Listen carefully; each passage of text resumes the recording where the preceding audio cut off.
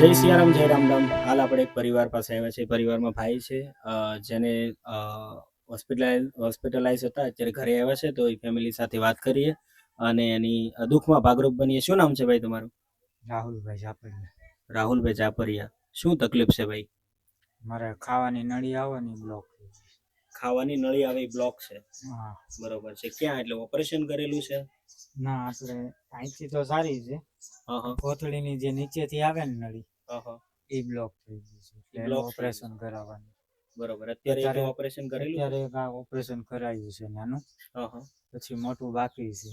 બરોબર છે. અને ઘર પરિવારમાં કોણ કોણ છો? ઘર પરિવારમાં મારા વાઈફ છે, મારા મમ્મી છે, બે નાની દીકરી છે, અને જેન્ટ્સમાં હું એક જ છું. એટલે જેન્ટ્સમાં કમાવાવાળા તમે એક જ છો, પણ હાલ તમે ખાટલા ઉપર છો. હું એક વર્ષ દિવસથી ખાટલામાં છું. અને અનનળી આખી બ્લોક છે ઉપરથી? નહીં. કઈ રીતે છે? નીચેથી ને છે. જમાઈ કરી જમીન જમવું એટલે પેટમાં જાય. બરોબર. આપણે કેમ ટાંકી ફૂલ થઈ જાય પછી બહાર ઢોળાઈ જાય, બરોબર, એવું રીતે કોથળી ફૂલ થઈ જાય ને પછી વામેટ થઈ જાય. બરોબર. તો શું આ ઓપરેશન ક્યારે કરાવેલું છે? આ ઓપરેશન હમણાં 15-20 દિવસથી. અને હવે ઓપરેશન કેટલા કરાવવાના છે? હજુ એક મોટું બાકી છે. શું ખર્ચો છે એમાં? એમાં 2.5-3 લાખ રૂપિયા કીધું. 2.5-3 લાખનો ખર્ચો છે. તો તમારી પાસે સુવિધા છે કે નહીં? સુવિધા તો અત્યારે કાંઈ છે નહીં. બરોબર. 2.5-3 લાખ, કારણ કે કમાવનાર તમે ઘરમાં એક જ છો, એટલે તમારે આને કરાવવું જ પડે એવું છે ઓપરેશન, બરોબર? કરાવવું પડે એમ જ છે. બરોબર. તો કમાવનાર તમે એક જ હતા, પરિવારમાં બીજું કોઈ કમાતું નથી? નહીં. અને ઓપરેશન ના કરાવો તો શું શું તકલીફ થઈ શકે?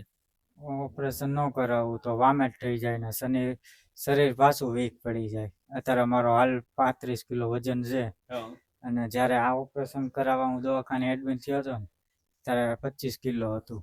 ત્યારે 25 કિલો વજન હતો? હા. જ્યાં લગી ઓપરેશન નહીં કરાવો ત્યાં લગી વજન વીક થતો જશે અને વામેટ ચાલુ થાય કરે. બરોબર. અને હવે ઓપરેશન કરાવવા જાવ ત્યારે કંઈ કીધું છે તમને ડોક્ટરે કે વજન વધારવું, વજન એટલો 40-42 કિલો કરી નાખવાનું? 40-42 કિલો વજન થાય તો જ પછી ઓપરેશન થશે? ત્યાં સુધી નહીં કરી દે. અને કેટલા સમયનું ઓપરેશન છે? એવું તો કાંઈ કીધું નથી. ખાલી ખર્ચો કીધેલો છે, 2.5-3 લાખનો ખર્ચો છે. 7-8 દી દવાખાને જવું પડશે. બરોબર છે. હાલમાં તમારી પાસે સગવડમાં કશું છે નહીં? ના. બરોબર છે. મિત્રો તમે જોઈ શકો છો, જે ભાઈ છે, જે ભાઈ પરિવારની અંદર જે સ્તંભ છે, એના પરિવારમાં ભાઈ એક જણા, બે બાબલી છે, એના મમ્મી પપ્પા છે અને એના ધર્મપત્ની છે. કમાવનાર એ છે અને એની પાસે કોઈ સુવિધા સગવડ છે નહીં. એક ઓપરેશન અન્નનળી જે એની છે, જે કોથળી છે આખી બ્લોક છે, એટલે અહીંયા ઓપરેશન ઓલરેડી એક નાનું કરાવેલું છે. આગળ પણ ઓપરેશન કરાવવાનું છે, જેમાં 2.5-3 લાખ રૂપિયાનો ખર્ચો છે. તો આવા પરિવાર માટે આ ખર્ચો છે, તો આપણે સોશિયલ મીડિયામાં રિક્વેસ્ટ કરી રહ્યા છીએ આ પરિવાર માટે ફૂલની તો ફૂલની પાંખડીથી નાની નાની મદદથી આપણે કરીએ, તો જેથી કરીને આ પરિવાર એનું ઓપરેશન કરાવી શકે, ભાઈ બચી શકે અને એને પરિવાર પણ બચાવી શકે. કહેવાય ને કે આપણે નાની મોટી વસ્તુમાં પરિવાર માટે, આપણા પરિવાર માટે આપણે નાના મોટા ખર્ચા કરતા જ હોઈએ છીએ, પણ જો તમારો એક નાની અમાઉન્ટ ભેગી કરી અને આ પરિવાર સુધી જો આપણે પહોંચાડીએ, તો આ પરિવારને જે દુઃખ છે, જે તકલીફ છે, એની અંદર એ પોતે સહાયક બની શકીએ અને એ પરિવારને બચાવી શકીએ. તો હોસ્પિટલનો ખર્ચો છે, હોસ્પિટલમાં એવું કીધેલું છે કે 40 કિલો વજન, 40-42 કિલો વજન થશે, એના પછી ઓપરેશન થશે અને 2.5-3 લાખનો ખર્ચો થશે. તો સોશિયલ મીડિયાના લોકોને તમે શું કહેવા માંગો છો? એ માણસો અત્યારે મને કોઈ 5-25 રૂપિયા નાખીને જો સપોર્ટ કરે તો મારી જિંદગી બચી શકે એમ છે. બરોબર છે. કારણ કે ઘરમાં મોભી તમે જ છો? હું જ છું. અને બાકી જે પરિવાર, તમારી નાની 2 દીકરીઓ છે? નાની 2 દીકરીઓ છે, એક 7 મહિનાની છે અને 5 વર્ષની છે. એક 7 મહિનાની છે અને એક 5 વર્ષની છે. બરોબર છે. એટલે તમારે પરિવાર માટે પણ જીવવું જ પડશે, એમાં કોઈ ઓપ્શન તો છે જ નહીં.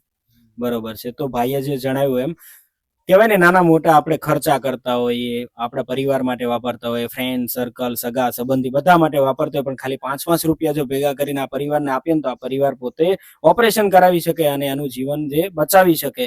બરોબર છે. કારણ કે પરિવારને બચાવવો એક માણસને બચાવવાથી એનો આખો પરિવાર આપણે બચાવી શકીએ છીએ. એટલે કહેવાય ને કે તમારું એક નાની અમાઉન્ટ છે જે એવા પરિવાર સુધી પહોંચવાની છે, જે એક ભાઈને બચાવો તો એની અગેન્સ્ટ બીજા એના ફેમિલીમાં રહેતા 5 માણસો બચી શકે છે. કારણ કે સ્તંભ પોતે ભાઈ જ છે, એની સિવાય કોઈ ઓપ્શન નથી. તો કાલ સવારે જો એ ઓપરેશન થાય અને સાજા થઈ જાય તો એના પરિવાર માટે જે આગળનું કાર્યરત છે એ કરી શકે, પોતે કમાઈ શકે અને પોતાના પરિવારને પણ બચાવી શકે. અને આપણે તો એવી આશા રાખીએ કે જો ભાઈ કમાય અને સારું, ભગવાન એને બી જોબ મળે કે જે બી કરે, જે બિઝનેસ કરે એમાંથી કમાય તો એ પણ બીજાની મદદ કરી શકે. તો બસ એટલું જ કહેવા માંગીશ. તો આ રીલને સ્કીપ નહીં કરતા, તમારા ગ્રુપની અંદર ચોક્કસથી એટલીસ્ટ 5 લોકોને ફોરવર્ડ કરજો, જેથી કરીને આગળ ફોરવર્ડ થાય અને જે પણ લોકો આમાં સહાય કરવા માંગતા હોય તો સહાય કરી શકે. Don't skip this reel, please help this family. Thank you so much from Ramdham charitable trust.